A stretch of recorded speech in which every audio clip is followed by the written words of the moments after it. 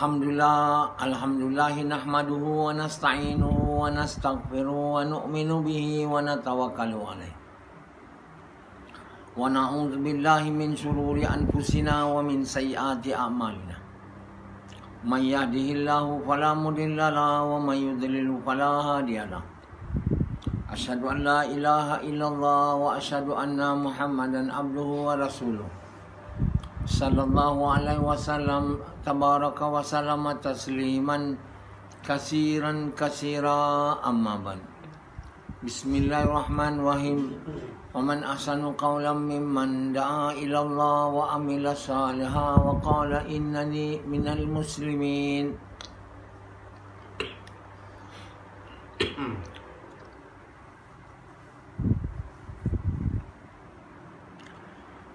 My dear brothers and respected elders, Allah subhanahu wa ta'ala is the doer. Without His permission, we cannot do anything. Not only we, the whole entire creation of Allah are not able to do. The whole entire creation of Allah is not able to do anything. The doer, the most powerful, the one that only with His permission, or when His permission is, when He has granted the permission, He has granted the permission to do anything, only then we are able to do. When He has granted the permission to do anything, only then we are able to do. Without His permission, we will not be able to do anything. We are powerless. So there is no one who is great except Allah. No one who is able to do anything except with the permission of Allah.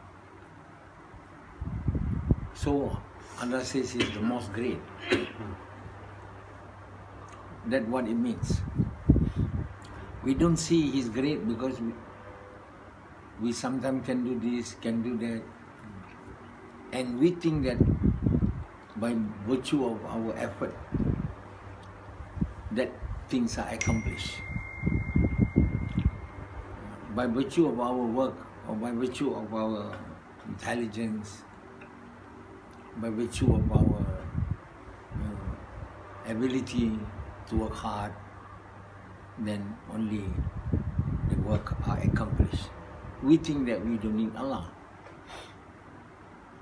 We think we are able to do everything even without His permission. That is not true. So we tend to think we are self-sufficient. We don't need Allah. When we tend to believe that we don't need Allah, we don't need God, we can rely upon our own self, then we become ungrateful. We become proud. We become arrogant. That's how arrogant people come into being, come into existence. Why? Because they are thinking they are self-sufficient. They don't need Allah. Not only those who are on the high-ranking class, even people like Rashidi are thinking that he is self-sufficient. He doesn't need Allah. So the moment we think that we are self-sufficient, we don't need Allah, we become a proud people, arrogant, snobbish. We are seeing many of this. He's a very proud person. Someone is saying about someone, he's very snobbish, he's arrogant. How did that person come into existence? He was not arrogant when he was a young boy, small kid. He was not arrogant when he was poor. He was not arrogant when he was living in the village, but now he's super arrogant. Nobody can tell him, you are wrong. Nobody. He will strike him back. What do you mean? What are you saying? You know anything? Don't try to tell me what to do. I know what I have to do. They become very proud, very arrogant. So these people are many, in abundance in the whole world. So if he's arrogant and he's ruling a power, to rule a country, then he will start having war with the other country. He's trying to do anything towards his country because he's very proud. Nobody can tell him what to do. He said, "Who are you? I am also big, not only you." As Rashidi used to say, what do you know? Why he's become so arrogant? He doesn't even able to go to universities, not even able to become rich, not even able to get any power. Only simple man, and yet arrogant, proud. Why? Because of that belief. It's not because he owns mansions or he is a president of a country. He owns lands. No. Because he owns the wrong belief. The belief that he is on his own self-sufficient. He doesn't need Allah. When somebody believes that he doesn't need Allah, even if he don't own nothing, he's a poor man, but he's proud.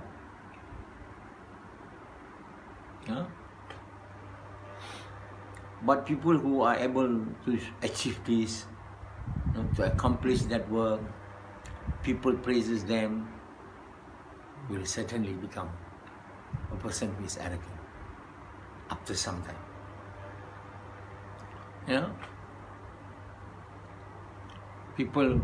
Some people who are so poor, being humiliated, disgraced, it's very difficult for them to become snobbish and arrogant, because how can they come to the belief that they are self-sufficient? I'm poor. Naturally become humble. Because he say, I need you, Allah.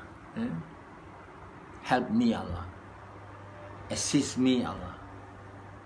But when he doesn't believe that he need Allah, assist me, Allah, even though he's poor, he become arrogant and snobbish. Like Rashidi. He's poor. You think he's rich? Sama? What do you call him? Poor. Has he ever attained a status in community? No. But why he's arrogant? No, because he has a wrong belief. This wrong belief doesn't need you to have a land or mansion or power. It doesn't need that.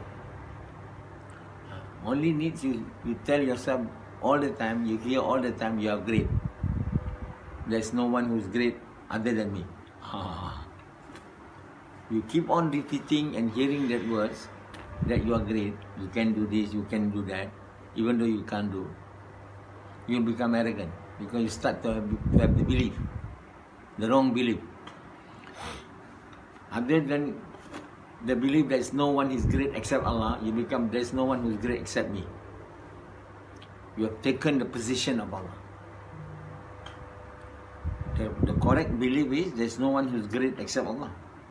You change it, there's no one who is great except me.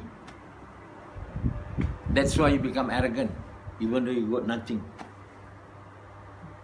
Nothing, virtually. He got a house? No. He got a wife? He got a big job? No.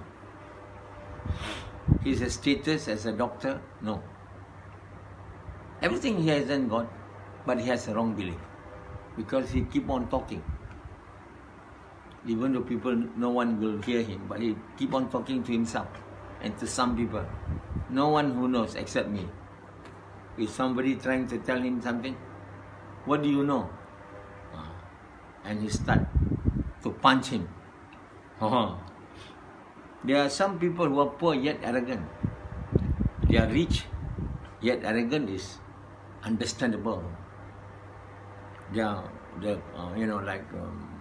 the president of a country, big country, they're arrogant. It's well understood. But a poor person like Rashidi, being arrogant is ununderstandable.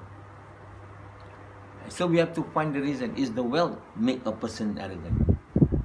Is the power make a person arrogant? No. It's not the wealth and the power. It's the words, wrong words. And hearing wrong words. When someone is very powerful, having president country, people say you are very good, very smart. That words finally creating the belief in his heart that yes, I'm smart. The moment he's agreeing to the praises which people have, the praises have told to him, he accepted it. Then he become proud, an arrogant person. When a president of a country or a prime minister of a country become arrogant, the whole country is at mess. Not only himself. So you cannot have a president or prime minister of a country arrogant. You don't make your prime minister.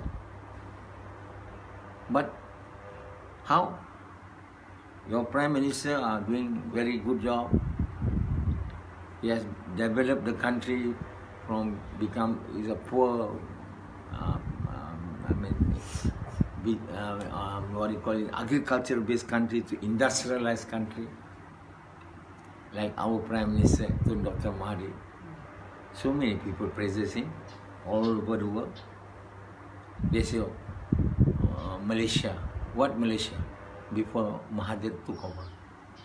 That's only an agricultural country. But when Mahathir took over for 22 years, he turned Malaysia into industrial country. He make Malaysia to manufacture cars.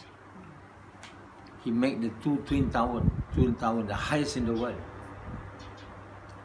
Make good roads, big buildings. Malaysia well known to the whole world. Everybody go to any country, Malaysia? Oh, Tun Mahathir. Malaysia? Tun Mahathir. So people praises him. Surely he will become proud and arrogant. It's difficult not to become proud and arrogant when people keep on praising you and telling you. And yet Dr. Mahathir to a certain extent are not very arrogant. He's somehow humble. Because he doesn't believe, probably. It's his belief that makes him not so arrogant as he should be. So if somebody, is criticizing him, and let that person who criticizes him put himself in his position, surely he will become even more arrogant than Mahathir. So all praise be to Allah that he, even at the age of 94, become Prime Minister for the second time at the age of 93. Who in the world are able to become Prime Minister twice in his lifespan? No one. Who is in the world at the age of 93 become Prime Minister appointed? No one. So he has qualities. The reason why he has qualities, people admire him, people praises him, people have hopes that when he take over again the country will turn back to its prior position of supreme, being honored, being praised. Really, when the time of Mahathir become the Prime Minister, Malaysia is very well known all over the world. The name of Malaysia tarnished and becoming a country with trouble at the time of Najib. How could Najib didn't say he's doing anything wrong? So definitely he's doing something wrong, but definitely anybody who is doing wrong will not admit. If we are not doing wrong, why? Malaysians are being looked down by others, being told as a country which, even the rulers are stealing the money of the country. What is called? Kleptocrat. Mahathir said we never heard of this word until Najib came into power. Kleptocrat. So he means he doesn't do anything wrong. Of course, you can admit that you're not doing anything wrong, but there is certainly wrong being done. People praises Mahathir. People praises Najib as they praises Mahathir. No. But the Malays, as long as Najib give us money, he's good. As long as Najib give money, he's good. Because we don't care. He stole billions of money. That's not our money. Country money. So my common people, Malays, still praises him, tell my boss, Bosco.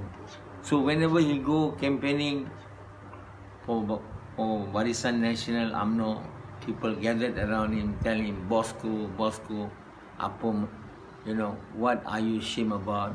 Don't be ashamed. Bosco, you are my boss. So keep on praising him. Who praises him? Only that people, that class of people. That class of people who doesn't even know anything about truth. Who only knows about money. If you give me money, you can do devils. You can become devils. You can do evils. You are good. These people, they don't have faith in Allah. They don't know what is true, what is not true. But those who know what is good, what is bad, what is the truth, what is the untruth, will not praise Najib, will praise Mahathir. Many people want to accuse him of so many wrong deeds. Until now, nobody sue him in the court. You file a court case, Anwar is telling so much wrong thing done by Mahathir. You put it in court, but never put in court, only talking, backbiting, saying that Mahathir, his sons all rich people. What's wrong with his son become rich? Anything wrong? If his son is really amazing wealth illegally, then sue. Why? He was not the Prime Minister from 2004 to 2018. That time you can sue all his children. But you don't sue. Keep on talking. So many people dislike him for certain reason. Why? Because he's all there. So how to humiliate him? He said he is fighting with all the other Prime Ministers except himself. And the only person that Mahathir did not have a fight is Tun Razak, because he don't have time to fight. He died before he fight. And these are just things, attempts which they are trying to make in order to dishonor him. He has done so much to the country.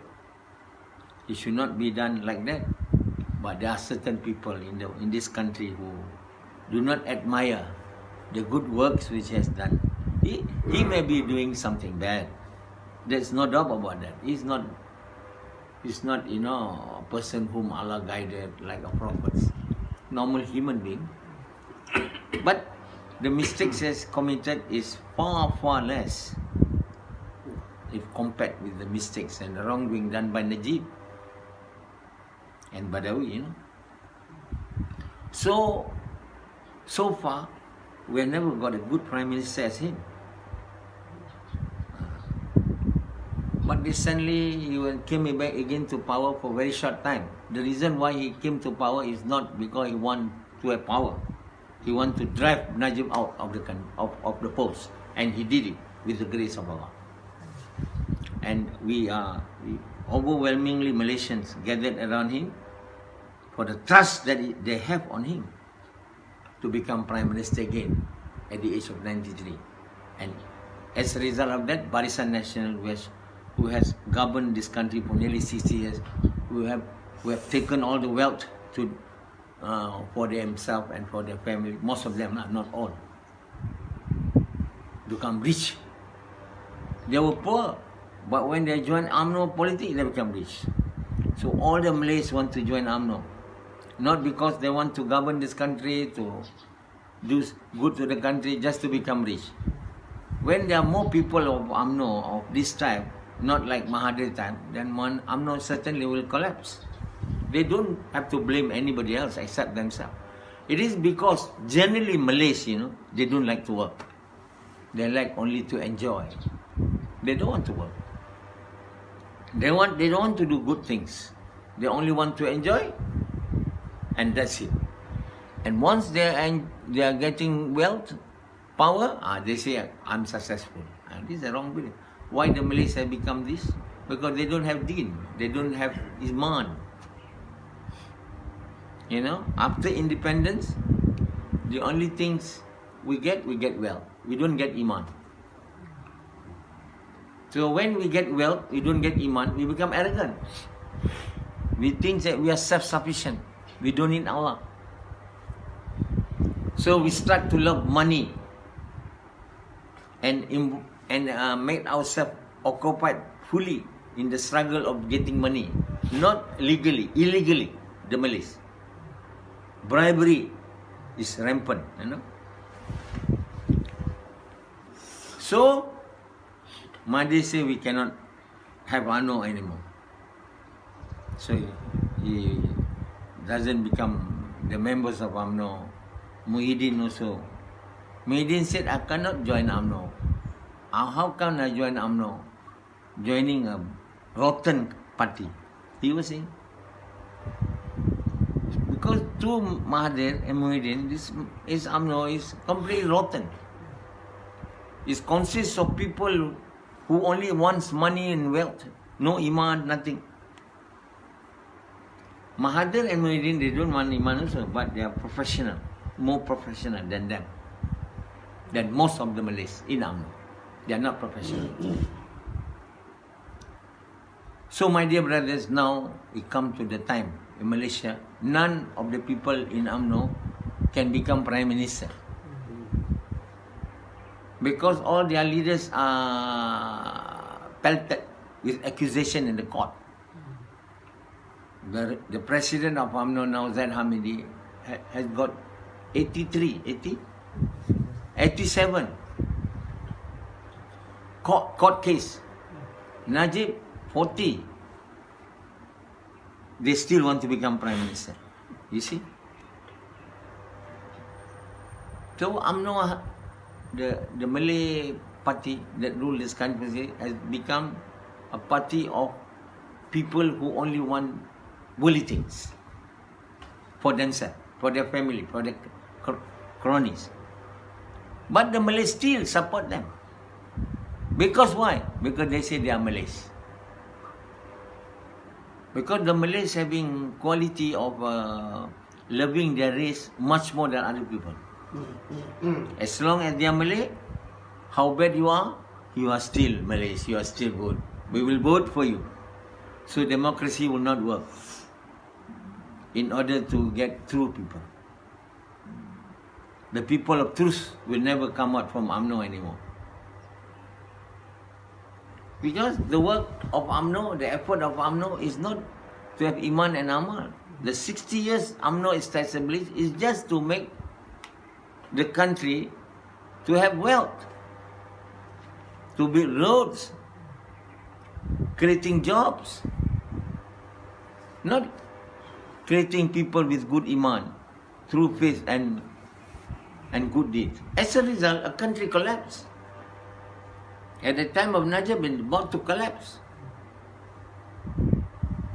Mahathir is a man, he's not having Iman, but he's a professional.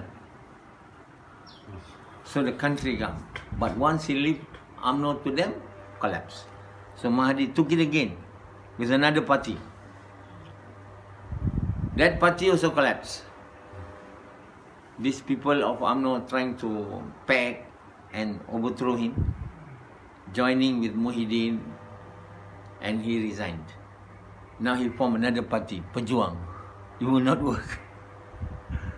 It's already too late in his age to start working again. Malaysia need to find a leader outside the party. They cannot find any more leader from the UMNO party or from any party of Malay descent. They have to get a leader outside political party. If they don't do this, Malaysia will never have a good leader and will never be able to come out from disgrace and humiliation. You know?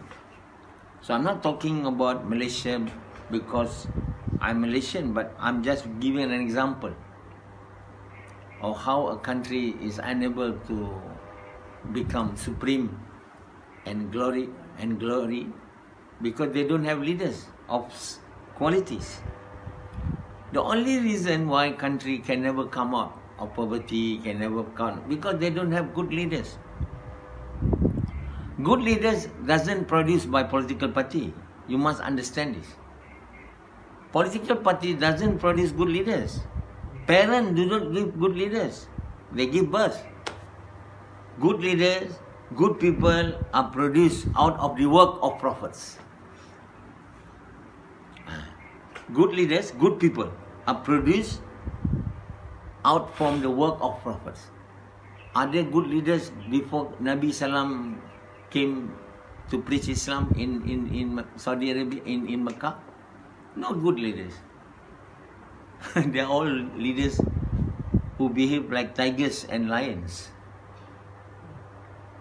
People like Abu Jahal, Abu Lahab, they are the leaders of the Quraysh. They are devils. How good leaders are produced? From the work of Prophet Muhammad SAW. Come Abu Bakar, Omar, Osman. They don't come out of the blue. They come out of the effort. If we don't do that effort of Muhammad SAW, we will never have good people. We will never have good leaders. Never. We don't hope getting a paper and writing down the people will get the good leaders. We simply write this name. No, cannot. It doesn't produce in that way. Just making calculation or making another party. Mahathir from UMNO, he went to Bersatu. After Bersatu Pejuang, he will go to another party he will never get. Because to produce good leaders, good people, no, it's not to make political party. Like this young man, you know, who's joining UMNO politics, join Bersatu, Syed Saddiq. He'll become good with politics. He'll become worse. So never think that political parties can produce good people. It's just like if you plant, if you tile your land with manure, and then you raise a good plants. Then good plants grow. If your lands are desert, dry, no water, you won't get good plants, you get weeds. So if you don't have the work of prophets, the fertile lands of Iman, Iman is in the heart of the man, the faith. If you don't have people of faith, you will not have people with good action, and you will not have good leaders. No country in this world, in no country, not even one country, are making efforts of the prophets. Nobody, no country, not even Saudi Arabia. You see, there's the land of the prophet. Yes, he was born there, but there is no effort of Muhammad SAW in Saudi Arabia. Other than they have the sons of the Saud king to inherit the power. So as a result, the sons of King Saud has already all have died. The last is this now, King Salman, and after that their children. King Saud used to marry with many women, and got children, and these children of his all in line, one after another. That's why the king of Saudi always become king when they already reach old age. We have seen all this while are all the sons of King Saud, the founder of Saudi. That's called Saudi Arabia. But now the sons are all expired, died. The last is King Salman. Now they are going through whom? Through the children. The children, how many? They cannot make. The system doesn't work anymore. They cannot find leaders in Saudi. Good leaders to look after Haramain and Sharafain. Then what they will have? Their children all raised in wealth and money. They are not going to be good person. Never. Only having Juba and the attire of a sheikh would make them do good person. So now they have who? Muhammad bin Salman, the son of Salman. Not from his first wife, from one of his wives. So you can't expect him to be a good person. How one will become a good person when he has no iman to that extent that make him a good person? So naturally he will become a bad person. And you see now what happened to Saudi. So the whole entire problem of humanity doesn't rest in having material wealth, power, country. It is all, the basis of all that depends on the work of producing good people. Is there a work of producing good people or not? If you don't have, you will never have good leaders till doomsday. The leaders that you have in your country keep on degraded in qualities and capabilities. And the whole world is at mess from day till the doomsday, from today. If we don't start doing the work of prophets, such a very simple and logical reason cannot be understood because of blindness of the love towards the material world. Because of the love towards material world, we are curtailed. We are unable to understand this very simple fact that a durian cannot grow if you don't grow the durian. We stop growing durian. Durian is a fruit in Malaysia. There will be no durian anywhere, in the market, in the shop, anywhere, because the effort to grow durian has finished. So similarly, when there is no work of Nabi going on in this world to produce good people, then good people expire, are not available. So the only thing that can revive this world back to have good people is to revive the work of Muhammad SAW. And this is what I'm trying to do with the grace of Allah. I'm not going to raise a work to create good land, good work, good workers, good country, good bridges, good roads. I'm going to revive the work that will create good people, so that the world will have good leaders, and the whole world will be blessed with the blessing and the rahmah of Allah. We have seen in Malaysia, we don't have good leaders from day one, from those days until today. When we get good leaders? No, because there's no work at all being done. Not only in Malaysia, in all other parts of the world. Now, we make this work, we revive this work for the whole world. Then the whole world will have leaders, at par with the prophets of the past. They have the qualities of prophethood, even though they are not prophets. What we have now, only false prophets who are not even have quality. They claim themselves prophet and create new religion. These are devils. They are not good people. So, when we do the work of Prophet Muhammad SAW, we are not debarred from doing it. Not that because we are not prophet, we cannot do it. It is actually ordered to us. The Prophet Muhammad SAW, Allah told him to tell us, this is my work and this is the work of those who follow me. We simply do not follow the Quran. That's the reason as to why we are like this. We cannot find leaders now. We only say he's not good. He's not good. He's not good, but I'm good. Like Sufyan. He's no good. He's no good. He's no good. And he good. He's also no good. Because his iman is weak. How can he is good? Iman is weak. Even though he comes once in a week. But that doesn't make him to become a good person only once in a week. The work of Prophet is not to be done once in a week. To be done every day. As long as you can. Minimum 45 minutes. You have to do. Or 1.5 hours. Even then we cannot give time. How can we become good people? How can we have good faith in Allah? How can we have good deeds? We will never be able. Then how could he become a leader of a house? Become a good leader of a house? If become a leader of a company, become the good leader of a company. We can't everything that we will undertake to do will become bad. Because basically we are bad.